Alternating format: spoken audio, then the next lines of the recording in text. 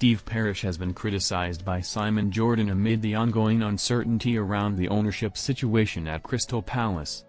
The 2024-25 campaign proved to be a historic campaign for the Selhurst Park club, as Oliver Glasner continues to do a remarkable job in charge of the Eagles.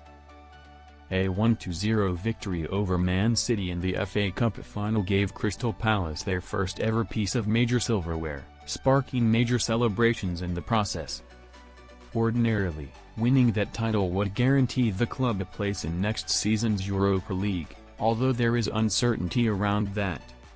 Crystal Palace in off-field fight for European place. Under UEFA rules, two clubs with the same owner are not allowed to compete in the same competition, which is posing a problem for the Eagles.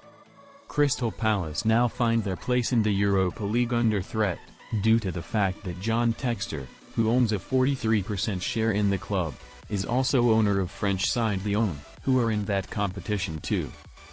As a result, the club are now scrambling to find a way to meet regulations in order to secure their place in Europe for next season.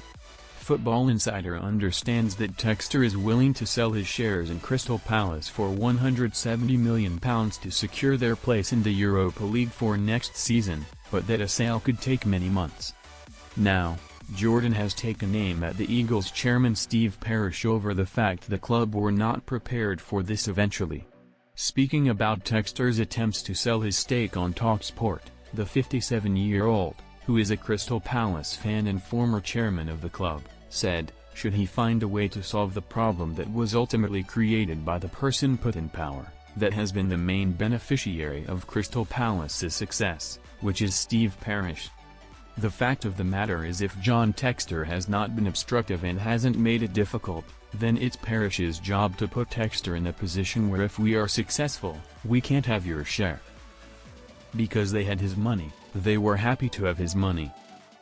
He bought 43% of Crystal Palace, and the beneficiaries of that were Parish and the football club, so they were happy to take his dough.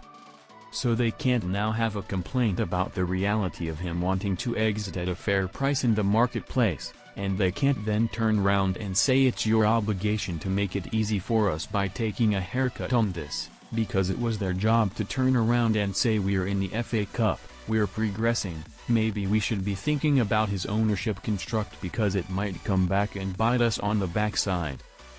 That was Parish's job, and whether I've got rancor towards him is irrelevant.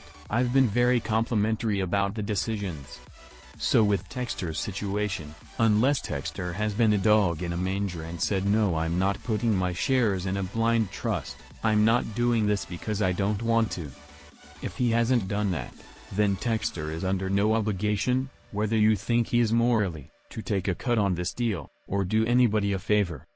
Steve Parish and John Textor need a resolution quickly. One way or another, it feels vital that those in charge of the club find a way to ensure they can play in the Europa League next season. Winning the FA Cup was a huge achievement for the Eagles, and it would be a big shame if they do not get the reward of being able to compete in Europe for the first time ever on the back of that. Beyond that, being able to offer European football will be a major boost for the club as they look to attract potential transfer targets this summer. It is also worth noting that Glasner is attracting attention for his work with Crystal Palace, and European football could help convince him to remain at Selhurst Park as well. With that in mind, regardless of who is responsible, it is so important for the good of the club that a way can be found to get them into Europe next year. Until they are able to do that, the worrying cloud that currently hangs over Selhurst Park is likely to remain where it is.